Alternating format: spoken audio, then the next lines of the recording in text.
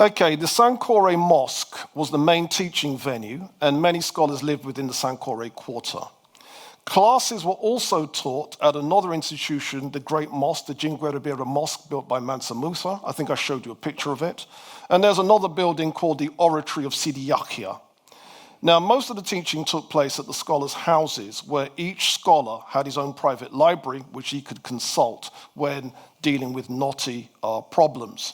Very often, a student would study under 6 or 7 different tutors, one for each subject. And at the height of the Songhai Empire, Timbuktu is said to have had 25,000 university students. Now, the Oratory of Sidi Yahya, that building is still around. It's in clay brick. Again, this is the Western Sudanic style.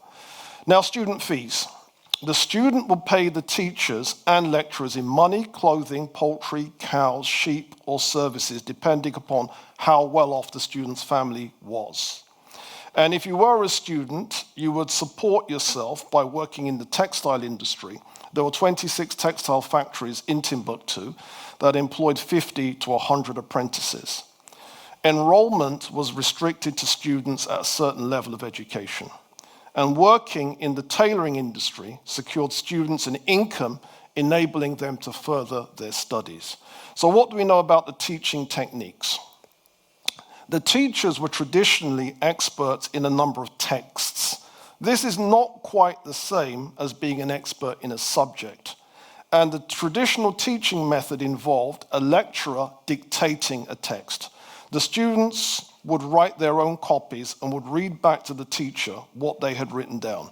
All the students would do the same. In this way, students would learn from each other's mistakes.